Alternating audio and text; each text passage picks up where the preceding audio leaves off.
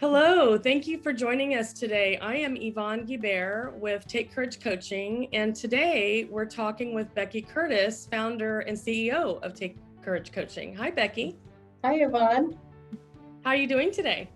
I'm great. We have a really nice sunny day here in Utah, and as you can see, short sleeves and bare feet. Awesome. We're probably not quite there yet, but that's how I'm feeling. Good. I know we've had some crazy weather for winter this year all over the country, so good to be getting to those warmer temperatures. Mm-hmm. So today we wanted to talk a little bit about nutrition and how nutrition might impact chronic pain. So let's focus in first on inflammation and the role that inflammation plays in the pain experience. Can you talk to us a little bit about that? Yeah, so we have a lot of our clients that tell us that they have learned some things about inflammation in their pain. And there's some things that they notice that when they back off of them, it really works well for them and they have less inflammation and they feel better. And so we encourage them to just curiously try things and maybe work with a nutritionist on trialing different things until they find what works for them. Right, because as we often say, what works for one person isn't something that will work for everybody. So each person has a unique body and needs to explore and figure out what is ideal for their situation. So some of the things that can cause inflammation in terms of the food that we eat are common, like fried foods, sugary foods, and processed foods. Would you add anything to that, or is that? That sounds like a good list. For some people, if they're allergic to gluten, that can cause inflammation. Stress can cause inflammation. Not getting enough sleep.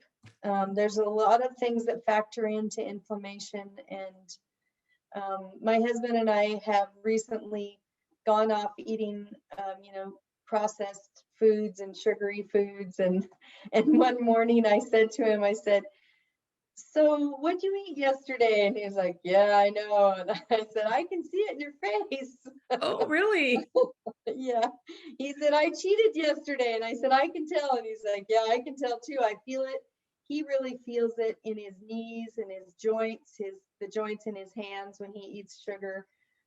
He really feels it, and it also causes inflammation, around his eyes and stuff. And it was funny that I could even see it.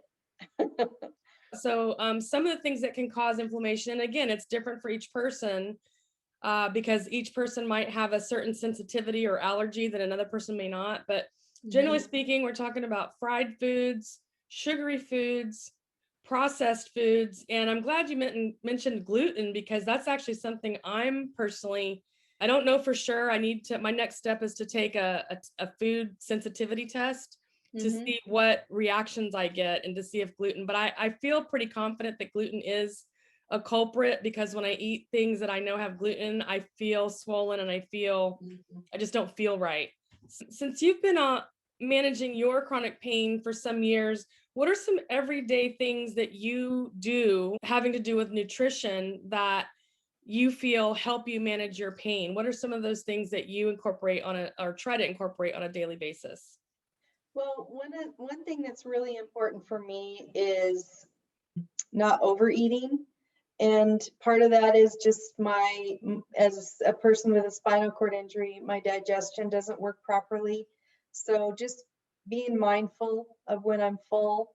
And then I really try to eat whole foods as close to how they come out of the ground. and I also, just some things as simple as drinking enough water. You can see I have my water in a quart jar here. And I try to go through at least three or four of these a day. And things that are real specific to me, caffeine really ramps up my pain. I can't do caffeine.